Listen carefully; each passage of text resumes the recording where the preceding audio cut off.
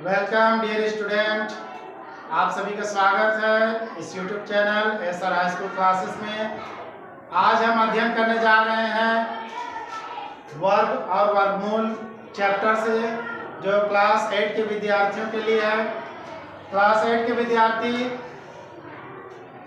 जो ये वर्गमूल बनाते हैं, आप सभी भली भांति परिचित है कि इसको दो विधियों से बनाया जाता है, लेकिन बच्चे कंफ्यूज हो जाते हैं कि वो विधि कौन सी है। आइए उस विधि को समझते हैं और अच्छी मजबूती इसको याद कर लेंगे, उसको समझ लेंगे। पहला विधि का नाम है अभाज्य गुणनखंड विधि और दूसरा विधि का नाम है विभाजन विधि। इन दो विधियों के माध्यम से वर्गमूल ज्ञात किया जाता है। एक संख्या लेते हैं 2704, ये संख्या है, और यहाँ भी वही संख्या लेते हैं 2704 यानी 2704। इसे का हमें वर्गमूल प्राप्त करना है। इसका वर्गमूल प्राप्त करने के लिए अभाज्य गुणनखंड विधि एक हमारे पास है, दूसरा विभाजन विधि। पहले इस विधि से इसको हल करते हैं। आइए देखिए, आप समझिए। इसमें इकाई में हम देख पा रहे हैं कि यहाँ पर 4 है, तो इकाई में 0 हो, 2 हो, 4 हो या 6 हो या 8 हो, इसका मतलब है कि हम उसको 2 से विभाजित कर सकते हैं। अब 2 से इसका अभाज्य गुणनखंड निकाल रहे हैं, तो 2 से विभाजित कीजिए इस 2 को, कितना बार में हो जाएगा? एक बार में हो जाएगा। 2 1 का 2। अब यहाँ जो 7 में, क्या 2 से 7 विभाजित होगा? तो नहीं होगा। तो 7 से 1 कम कीजिए तो कितना होगा? 6 विभाजित हो जाएगा। तो कितनी बार में होगा बताइए? 3 बार में हो जाएगा। 2 तिया 6, कितना हो गया डियर स्टूडेंट? 2 तिया 6। अब 7 में से 6 घटा दीजिए, कितना आएगा? 1 आ जाएगा। उस 1 को यहाँ पर बगल में दे दीजिए तो कितना संख्या बन जाएगा? 10 बन जाएगा। अब इसको मिटा दीजिए और ध्यान में रहे कि यहाँ पर 10 है। अब 2 का पहाड़ा कितनी बार पढ़ाएंगे कि ये 10 आ जाएगा? 10 कितनी बार विभाजित होगा? 5 बार में। कितनी बार में? अब आगे जो है विभाजित हो गया। अब आगे हमारे 4 है, क्या 4 विभाजित हो रहा है? हो रहा है। कितनी बार में? 2 बार में। 2 दूनी 4। अब आगे बढ़ते हैं। अब हम देख रहे हैं कि यहाँ इकाई की संख्या में कितना आया है? 2 आया है। इसका अर्थ है कि 2 से विभाजित हो जाएगा। यहाँ पर एक संख्या ये छोटा है, तो हम 2 संख्या मिला दें, कितना बन गया? 13। तो क्या 2 जो है 13 को विभाजित कर पाएगा? तो नहीं कर पाएगा। तो 13 से 1 कम आ जाइए, 13 से कम कर दीजिए, यानी कम संख्या सोचिए, तो कितना आएगा? 12। क्या 12 2 से विभाजित है? तो है। कितनी बार में विभाजित है? 6 बार में है। तो 2 छक 12। अब 13 में से 12 घटा दीजिए डियर स्टूडेंट, कितना आ जाएगा? 1 बचेगा। उस 1 को बगल में ले जाएंगे तो कितना संख्या बन जाएगा? 15 बनेगा। अब इनको जो है कि आप मिटा दीजिए। अब यहाँ ध्यान में रखिए कि हमारा 15 है। क्या 2 से 15 विभाजित हो रहा है? नहीं हो रहा है। तो 15 से 1 कम कीजिए तो कितना? 14 आएगा। तो क्या 2 से 14 विभाजित होगा? तो हो जाएगा। कितनी बार में होगा? 7 बार में होगा। 2 7 14, ये आ गया। अब 15 में से 14 घटा दीजिए, कितना बचेगा?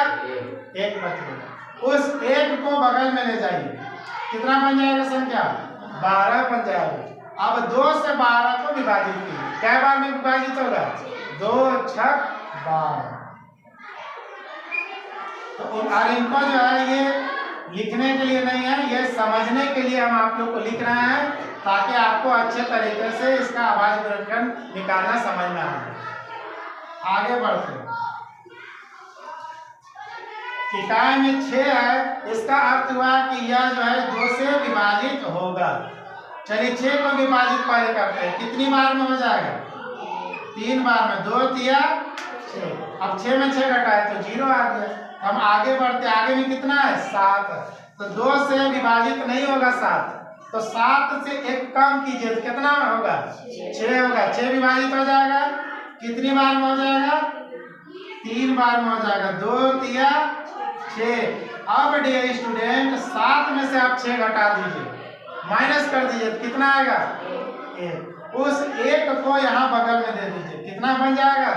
16 बन जाएगा। अब 2 का पहाड़ा पढ़िए, कितनी बार में विभाजित होगा 16? 8 बार में होगा। 2 8 16। इस तरह से और नीचे जाते हैं। 2 से विभाजित करें क्योंकि इकाई में कितना आ रहा है? 6 आ रहा है, और 8 है ना, इसलिए 2 से विभाजित होगा। ये विभाजित होगा? नहीं होगा। तो इससे एक संख्या कम कीजिए, यानी 2। तो 2 विभाजित कितनी बार में होगा? 1 बार में होगा। 2 1 2। अब 3 से 1 घटा दीजिए, 3 से 2 घटा दीजिए तो क्या बचेगा? 1। अब 1 को यहाँ दे देंगे तो कितना बन जाएगा संख्या? 13। तो 13 तो विभाजित नहीं हो रहा है, तो 13 से 1 कम कीजिए तो कितना आएगा? 12। 12 विभाजित होगा, कितनी बार में होगा बताइए? 6 बार में। 2 6 12। ठीक है। अब यहाँ 13 में से 12 घटा देते हैं, कितना बचेगा? 1 बगल में चला जाएगा, तो कितना संख्या बन जाएगा? 18 बन जाएगा। इन छोटी संख्याओं को हम मिटा देते हैं, ये समझने के लिए। 18 बन जाएगा। कितनी बार में विभाजित होगा? 9 बार में। 2 9 18। अब जो है हमारा इकाई में 9 आ गया है, तो यह 9 जो है 2 से विभाजित नहीं होगा। क्या 3 से विभाजित होगा? तो 3 से विभाजित करने के लिए क्या है नियम? इन अंकों को जोड़ेंगे। अंकों को जोड़ने पर क्या प्राप्त होता है? 9 और 1 10 और 10 और 6 16 प्राप्त हुआ, यानी ये 3 से विभाजित नहीं है, 3 से विभाजित नहीं होगा। उसके बाद आगे का आभाज्य संख्या कौन है? 3 के बाद 5 है, तो इकाई में 5 होना चाहिए, तब 5 से विभाजित होगा, तो ये 5 से भी विभाजित नहीं है। आगे का संख्या कौन है? आभाज्य संख्या 5 के बाद 7 है, तो क्या 7 से विभाजित होगा? उसके लिए आपको एक ट्रिक बताए थे कि इस संख्या को क्या करना है? डबल करना है या घटाना है। 9 दूनी 18। 18 में से घटाइए, क्या आएगा? 2 आएगा। तो क्या ये 7 से विभाजित है? तो नहीं है। इसका मतलब यह संख्या 7 से विभाजित। इसका हम चेक करेंगे कि क्या यह 11 से विभाजित है। तो 11 से विभाजित करने का भी ट्रिक है।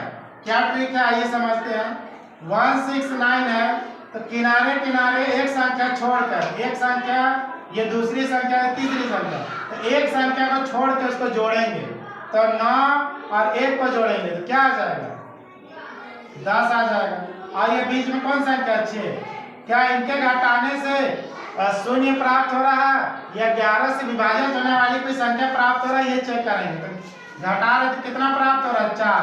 अगर यहाँ पर शून्य प्राप्त होता तो ये 11 से विभाजित होता, या फिर यहाँ पर कोई ऐसी संख्या आता है जो 11 से विभाजित होता, तब यह कह सकते थे कि यह 11 से विभाजित होगा। तो यहाँ तो चूंकि 4 प्राप्त हो रहा है, यानी 11 से विभाजित यह संख्या नहीं। तो 11 के बाद आभाज्य संख्या कौन है? 13। तो उम्मीद है कि यह 13 से विभाजित है, इसलिए तो 13 का स्क्वायर 169 होता है। तो हम लोग इसको 13 से विभाजित करेंगे। तो 13 का पहाड़ा पड़ेगा 1 बार, 13 का 13। अब 16 में से 13 घटा दीजिए, माइनस कर दीजिए, तो क्या आएगा? 3 आएगा। तो क्या संख्या बन गया डियर स्टूडेंट? 39 बन गया। 39। तो आप 13 का पहाड़ा पढ़िए। 13 1 13, 13 दूनी 26 और 13 तिया 39। कितनी बार में चला गया? 3 बार में। देखिए चला गया। अब हमारा वर्गमूल क्या आया? जोड़ा लगा दिए। यहाँ से एक संख्या बाहर आएगा, यहाँ पर एक संख्या बाहर आएगा, और यहाँ 13 का जोड़ा। देखिए जोड़ा लग गया, इसका मतलब यह वर्गमूल इसका प्राप्त हो जाएगा, वर्गमूल निकल जाएगा। क्या आएगा? 2 में से एक संख्या लेंगे, यहाँ 2 में से क्या लेंगे? एक संख्या लेंगे, और यहाँ 2 में से एक संख्या लेंगे। अब इनको मल्टीप्लाई करेंगे। 2 का पहाड़ा 2 बार पढ़ेंगे, तो 2 दूनी 4। अब 4 का पहाड़ा 13 बार पढ़ेंगे, यानी 13 का पहाड़ा 4 बार पढ़ेंगे, तो 13 चौके 52। तो इसका अर्थ है कि 2704 का वर्गमूल कितना प्राप्त हुआ? 52 प्राप्त हुआ। इस विधि को कहते हैं अभाज्य गुणनखंड विधि। आइए अब हम विभाजन विधि के माध्यम से इसको सीखते हैं। विभाजन विधि क्या है, उसके लिए डियर स्टूडेंट क्या करेंगे, एक लाइन खींच लेंगे इस तरह से, ठीक है, और इधर भी एक लाइन आप खींच सकते हैं।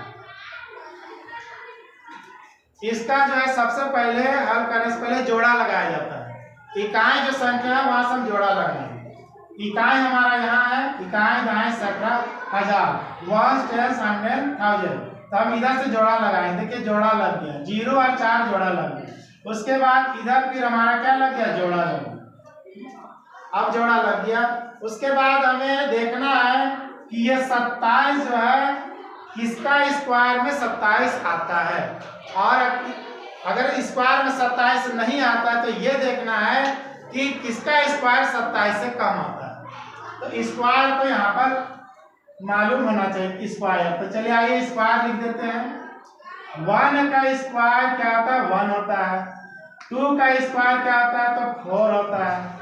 3 का स्क्वायर क्या होता है, तो 9 होता है।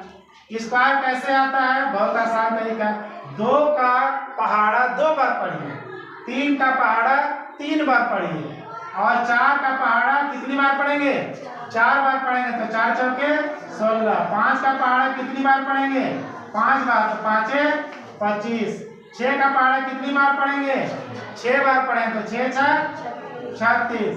7 का पहाड़ा कितनी बार पढ़ेंगे, 7 बार, तो 37 37 49। 8 का पहाड़ा कितनी बार पढ़ेंगे, 8 बार, तो 8 8 64। 9 का पहाड़ा कितनी बार पढ़ेंगे, 9 बार, तो 9 में 81। ये हमारा हो गया वर्ग, यानी 1 से लेकर 9 तक की संख्याओं का वर्ग हमने प्राप्त किया।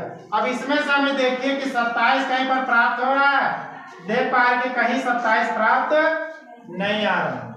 तो हम देखेंगे कि यहाँ 27 से कोई थोड़ा सा कम है, तो हम देख पा रहे हैं कि यहाँ पर जो है 5 का स्क्वायर 27 से थोड़ा सा कम है, 5 का स्क्वायर 25 है। तो यहाँ 5 का स्क्वायर जो है इधर लिखेंगे, यानी 5 कै को लिखेंगे, 2 को 5 लिखेंगे, यानी 2 5 हमने यहाँ पर लिख दिए।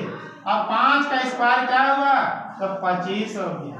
5 का स्क्वायर कितना आ गया, उसको हम 27 के नीचे लिखेंगे, ठीक है, समझ में आ रहा है।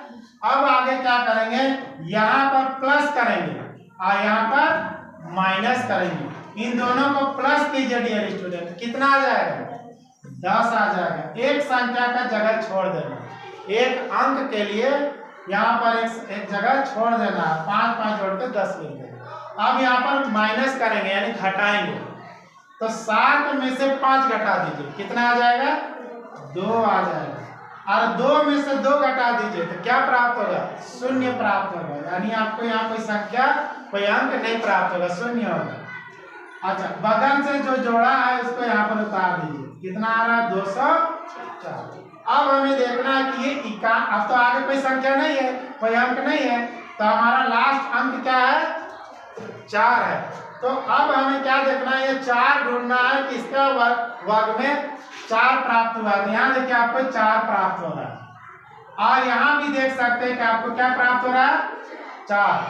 तो 8 का अगर स्क्वायर लेते हैं तो यहाँ एक बड़ी संख्या प्राप्त होगा, और अगर हम 2 का स्क्वायर वाला 4 लेते हैं तो यहाँ पर इसके बराबर संख्या प्राप्त होगा। आइए प्राप्त करके देखते हैं। 2 का स्क्वायर लेते हैं, यानी 2 को कितनी बार लिखना होगा, 2 बार लिखना होगा। कितनी बार लिखना होगा, 2 बार लिखना होगा। अब गुना कीजिए, 2 का पहाड़ा 2 बार पढ़िए, 2 दूना 4, फिर 2 का और गुना कीजिए 0 से 0 से, तो क्या प्राप्त होगा, 0 प्राप्त होगा।